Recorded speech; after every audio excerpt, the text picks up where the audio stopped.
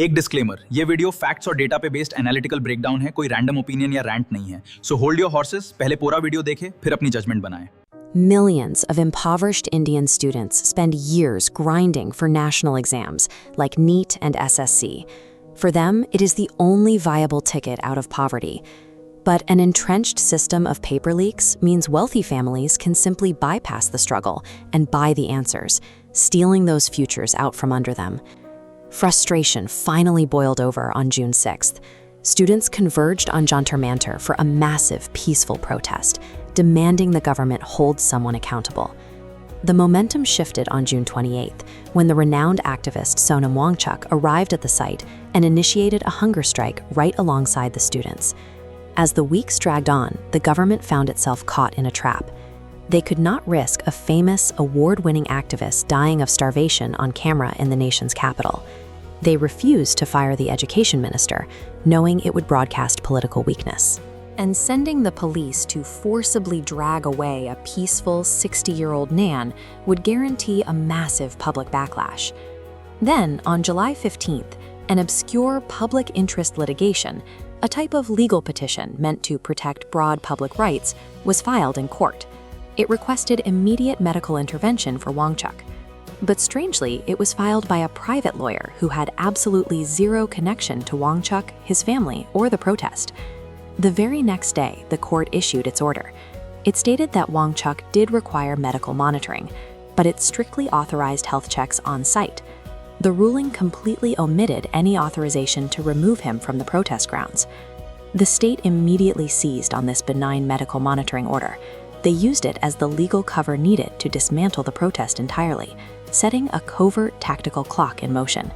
On July 17th, the sitting Delhi police commissioner was abruptly removed from his post. His replacement was a veteran of the Intelligence Bureau, a man whose entire career was built on designing and executing covert operations. That same night at 11 p.m., district station house officers received a sudden, vague order: gather 10 officers each and report to the station for an early morning drill. At 3 a.m. on July 18th, the true objective was finally revealed. There was no drill. The officers were briefed on a highly synchronized, military-style extraction plan. The goal was to remove Wangchuk from the protest stage in under 30 seconds. At exactly 6:30 a.m., signal jammers were activated, completely dropping mobile communications across the area. At the exact same time, secondary police units fanned out across the city, raiding homes to place key student leaders under house arrest. On the protest stage, a team of police officers disguised in medical white coats rushed the sleeping crowd. They threw up a wall of white bed sheets to block cameras and forcefully dragged Wangchuk toward a waiting ambulance. The surgical 30-second plan devolved into over 2 minutes of chaotic scuffling. To justify the raid, authorities claimed they had to intervene because Wangchuk's potassium levels had suddenly crashed to a critically dangerous 2.9, meaning his heart was at severe risk. This chart maps out Wangchuk's potassium levels around the time of the police raid. Independent lab tests taken the day before show a perfectly normal level of 4.3. A test taken the day after show a safe 3.5. The level only plummeted to a supposedly lethal 2.9 on the exact day the police needed a legal excuse to put him in an ambulance. The government manufactured a medical emergency. They turned a routine health check into a militarized kidnapping, quietly eliminating the figurehead of the student movement. The extraction backfired immediately. On July 19th, Wangchuk managed to write a letter from inside Safdarjung Hospital and smuggle it out to the public. The handwritten note acted as a massive catalyst. It spread rapidly through student networks, mobilizing over 20,000 young people from across the country to march on Parliament the very next day.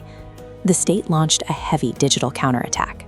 They installed AI-powered facial recognition cameras across the protest site to log identities, and they completely severed mobile internet access in the district to blind the organizers. But the students adapted. This graphic demonstrates how they bypassed the internet blackout using offline Bluetooth messaging apps like Briar and BitChat. Instead of relying on a cell tower, individual phones link directly to one another in a mesh network, passing an encrypted message device to device across a massive, disconnected crowd. Every physical and digital wall the government built only forced the students to evolve. By cutting off centralized communication, the state accidentally turned a highly organized protest into an unpredictable, decentralized swarm. The morning of July 20th turned Jantar Mantar into a literal pressure cooker. Police allowed incoming protesters to enter the site, but they strictly barred anyone from leaving. The crowd could only expand. Inside this tightly sealed perimeter, protesters found something deeply suspicious: a truck loaded with heavy stones. Records later revealed police seized this exact truck in a separate case 4 days prior. By 10 a.m., the situation reached a crisis point. Wangchuk was locked in a hospital room.